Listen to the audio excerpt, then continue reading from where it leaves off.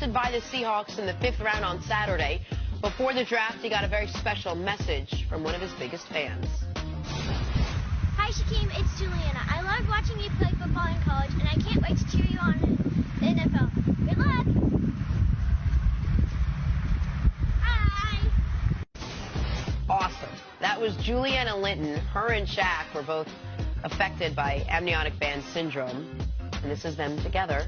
Great picture, great story. Yeah, this is one of several stories. You'll start to see that the NFL brand, the shield, now he'll be able to put that on his brand. It'll be magnified. We'll be able to help a lot of kids around the world. I saw a number of kids who did little messages like that to Shaq. So it's great. It's amazing stuff. It's the power of the NFL. That is exactly what I'm talking about when I mentioned how important he is. And I understand he wants to be known for things other than what happened to him in birth and then when he was 4. But for young people that maybe have no aspirations of being professional athletes or professional cheerleaders, whatever, just knowing as a kid I can do it. As a kid I can participate. I'm not ineligible for it.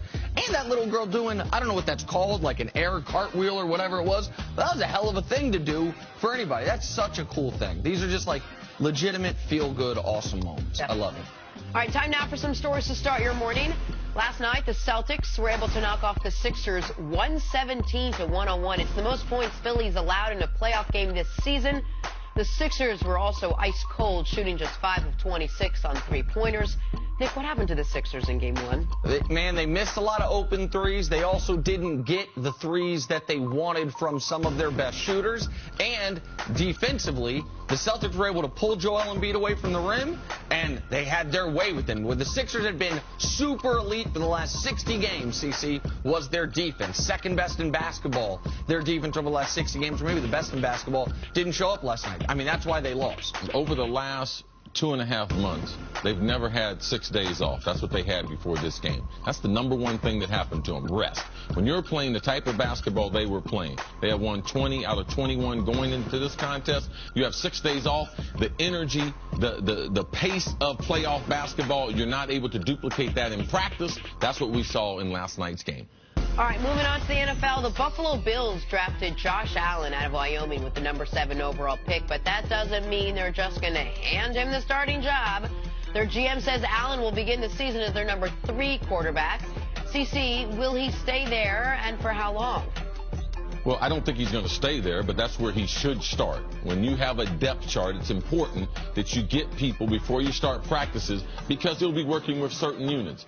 Nathan Peterman, he's there as the second teamer. We know who their starter is in A.J. McCarron. This is where rookie's supposed to start. They said the same thing for Cleveland's press conference. This is where they are. He'll get a chance to compete with A.J. McCarron. He will be the backup once they start the season, but A.J. McCarron thinks he will be the starter. So for me, I think this is one of the tougher spots for a rookie to be in. Well, that's the key. I agree that you're going to start at third on the depth chart. He'll pass Peterman shortly, and then he and McCarron will be battling for Actually, that starting Peterman spot. just threw an interception, another one. Exactly right. So, but every single guy in that quarterback room is fighting for what they believe is their NFL life or their NFL destiny. Like, Peterman's trying to prove he has a spot in this league and that he's not the guy that's going to throw 5 picks on 17 attempts as he did in his first game. A.J. McCarron's trying to prove I should have been a starter all along. Josh Allen's trying to prove all the draft nicks wrong about accuracy in college. Like, there isn't a Josh McCown. There isn't a guy, even a Tyrod Taylor, who's gotten paid some money, who's had some success in this level, but recognizes where he is in reference to Baker Mayfield. Like, it's a tough situation to be drafted into for a guy who I think has the biggest learning curve of any of the quarterbacks. All right, moving on to the Vikings. Cornerback Terrence Newman re-signed with Minnesota for his 16th season in the NFL. He'll be 39 this year. 39! CZ, how impressive is this? Oh, it's very impressive. They love him in the Vikings locker room. He's been a tremendous leader for them and has also continued to play at a high level. You don't see skilled guys. You don't see wide receivers. You don't see defensive backs. You don't see running backs playing at this advanced age. So it's amazing. But what he means to the Vikings, he is one of 4 corners now since they drafted Hughes from UCF that is a first-round draft pick that the Vikings have on their roster. So he has been a valuable commodity to Mike Zimmer installing his defensive system. Newman followed him over, had some history with him in Cincinnati, also in Dallas. So it's instrumental that coaches like Zim, that they have those warriors like Newman who can give that message to the younger players. The only difference is for Terrence Newman, when he was drafted, the draft wasn't on television yet. They delivered the results via telegram. I can't believe he's still in the league. So what were they doing when I got What? I mean, that was... Yeah, that was not a good... That was not good. I forgot about that. You need to plead the fifth. I need to plead the fifth. Yeah. Smoke signals, I think, is how they delivered your draft notice. Smoky eye. Okay, fair enough. Point that I'm trying to make is this. I don't know that he'll be on the roster day one, but because they spent out another high draft pick on another corner, like having him as a mentor in the offseason, having them, it's worth whatever little bit of bonus money they gave him, even if they end up cutting him. But to be able to play that position in year 16, it's remarkable. And he played at a decent level last year in year 15. All right, finally moving on to the Pittsburgh Steelers. They drafted a potential replacement for Ben Roethlisberger and former Oklahoma State quarterback Mason Rudolph. Here's what Rudolph had to say about playing with Big Ben.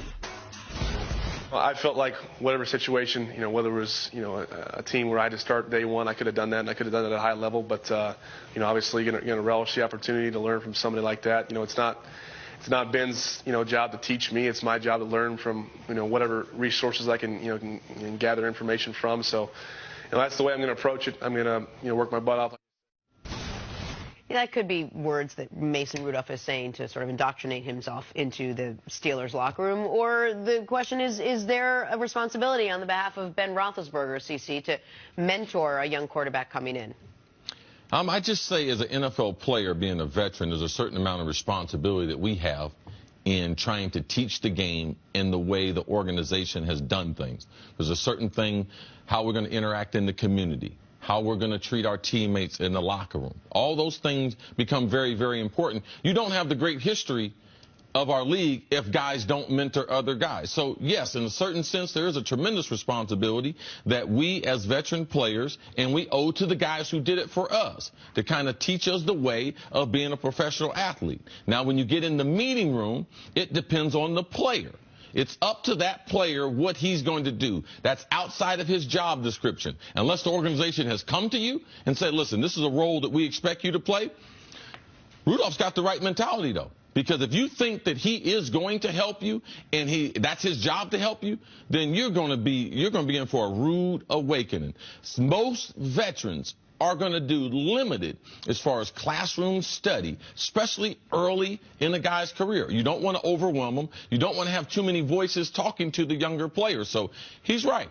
It's not Ben's responsibility to teach him how to play the game. But Ben Roethlisberger knows this the same way he inherited that Pittsburgh job, the same way I got my job. There were a lot of veteran players in that locker room wherever we went that helped us get acclimated from college football to being a real pro. Well, that's what I wanted to ask you about. Everyone, I think, knows this way when you were the mentor, when you helped Randy. But I want to go the other side of it. When you first got to Philadelphia, or maybe when you first got to Minnesota, either place, is there a guy that sticks out in your mind, the guy that took you under his wing and helped you out, you get acclimated to the pros? Yeah, Mike Quick in Philadelphia. He had made five of his first 7 Pro Bowls, had knee injuries, so we never really had the opportunity to play together for a long period of time. But Mike, man, he showed me the ropes. Like what happened to me in Philadelphia, it wasn't Mike Quick's fault because he told me everything that needed to happen. Reggie White, man, we had a great group of guys. Randall Cunningham, Keith Byers, Keith Jackson, Jerome Brown. But Mike Quick, as a wide receiver, really taught me about how to be a pro, which routes to run, how I would be able to carve my niche into the league. Mike's he's still doing the radio with Merrill Reese there in Philadelphia. Jenny, you know Mike from your days there. So, yes. Well, the reason I ask is this. I understand it's not guys' responsibilities, but when you're Ben Roethlisberger, the only organization you've ever played with is Pittsburgh. You've been to 3 Super Bowls with them. You won 2 of them. You're going to be in their Ring of Honor. You're an all-time great Steeler. That is the team your legacy is attached to. Aren't they better off long-term if he puts his arm around this guy as early as possible, even if he's trying to hold him off from the starting job? This is a guy they spent a high draft pick on. Ben's in year 15. I'm not saying Ben has the obligation to do it, but isn't that what the organization's hoping he does? I think the organization, they invest money to be able to keep the legacy of the organization going. I just think there's some things that when you get to a locker room, it's just not cut and dry like that. When Ben drops back, they call a play. Ben drops back. He might help him, tell him, man, this is what I'm looking at. The strong safety, I'm looking for him to show some color. If he don't show me no color, I'm going to the flat. That's the kind of help that I believe, especially initially, that Ben will do those types of things. But telling me that's his responsibility, that's just a little far, because a guy's going to take your job. So they drafted a guy to take your job. The amount of capital that you put into that guy might determine if you're going to play an extra year or two. So it's a hard relationship to manage. I just think Ben feels underappreciated with the Pittsburgh Steelers. I guarantee you Ben does. That's why he talked about walking away and quitting. Absolutely. I don't know anyone. I don't know a television host either that feels appreciated. Plead the fifth or something. Hey, barely rested after barely winning Game 7 against the Pacers. The Cavaliers are back at it again tonight. Game 1 LeBron against... complaining too. He said they got to play somebody else. And top-seeded Toronto. If this new-look Cavs team needs a quick history lesson, here it is. Cleveland eliminated Toronto the past 2 seasons. But this is a different Toronto team, and this is, definitely a different Cleveland team. Thank you, Captain Obvious. Nick, what is the key to LeBron and the Cavs advancing past the Raptors? Some help. This is not